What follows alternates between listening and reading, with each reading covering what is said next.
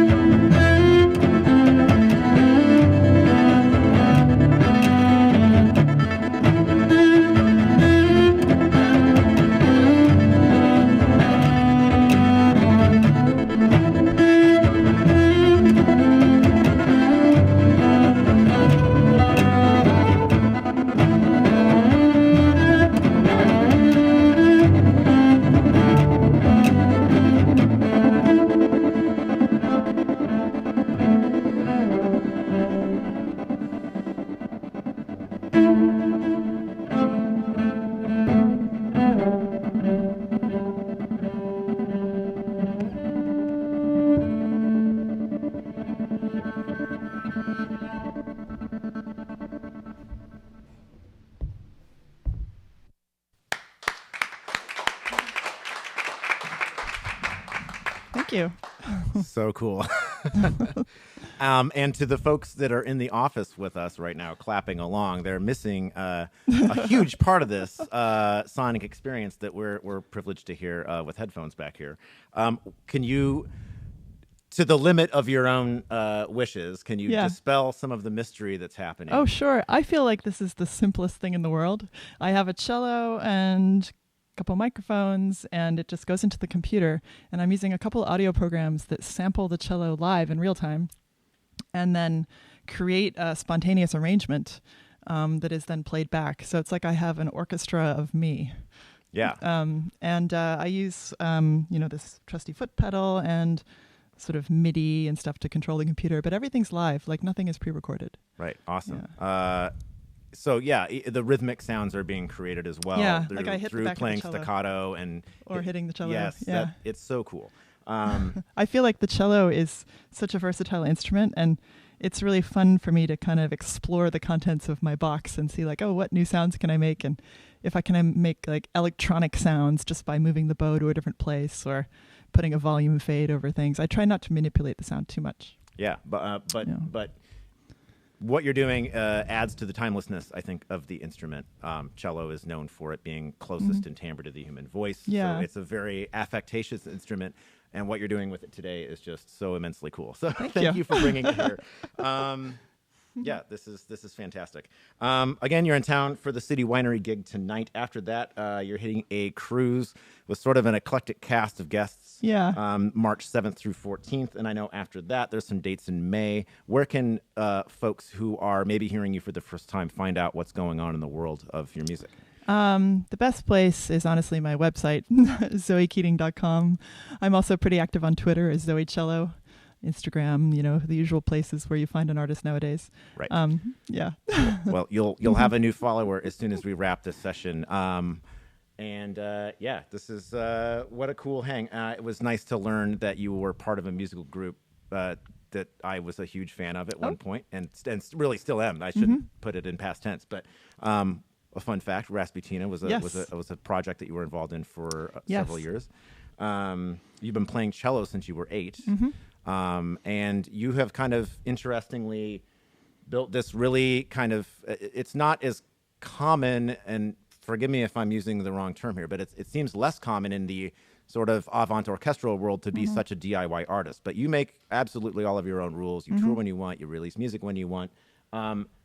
What kind of drove you to create that sort of atmosphere for your existence in this music thing? Initially, I played in Rasputina from starting in like around 2002, and I was already writing my own music, and then I was sort of excited about this layered cello stuff I was doing, and I decided to, contact all the people I knew in the industry, and I got absolutely zero interest.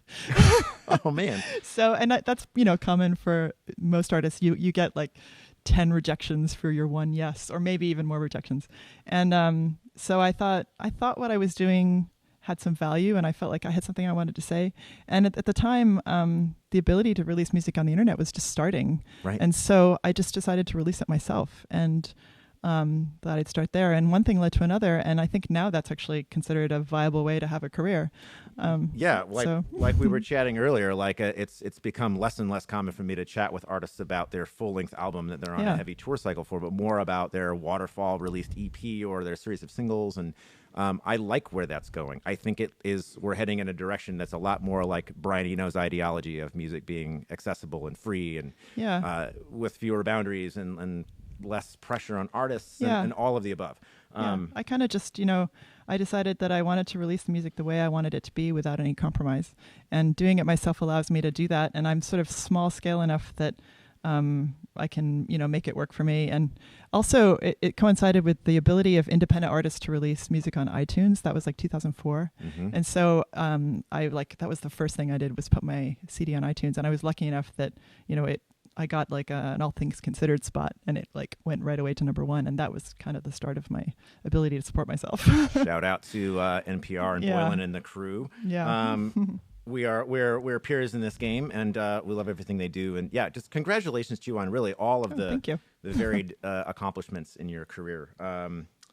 Let's see. You said something a second ago that I was going to ask more about, but really I think it was just saying like, I think you're the most punk rock cellist I've ever met.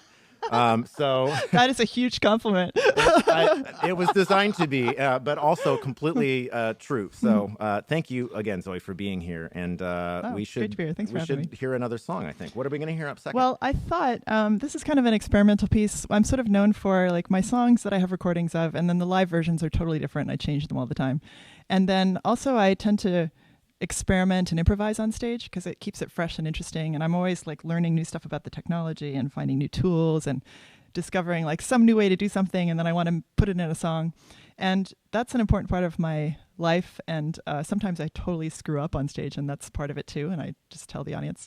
I also write music for film, so I've spent the last few months writing music for a documentary about black holes. Ooh, I'm going to watch that too. It's called The Edge of All We Know. It's coming out in March, premiering in Copenhagen. And I feel like I was like made to write music for black holes. It was so fun, but it was hard too. And so I've been working on that score, and this song I'm going to play has no title, and it's kind of like an experimental thing with like bits of the score and things I'm working out live still. And I thought that might be kind of a contrast to like a song. Here's like, a bit of a score and an experimental piece. I am all about it. Yeah. I can't wait to hear it. Okay.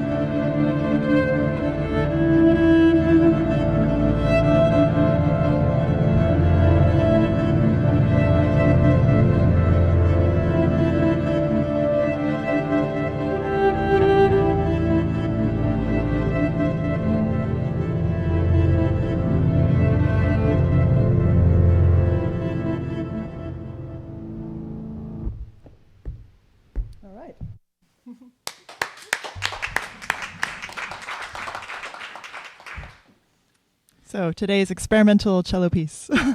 Yeah, and we'll have to figure out something to call it. Yeah. Movement, either whatever you want to do. We can figure that out later, unless the internet wants to chime in. I don't know. Actually, whenever I'm writing songs, the title is the last thing. I let it I figure it out in the studio and on stage, and there's nothing like a live audience to tell you what does not work in a song.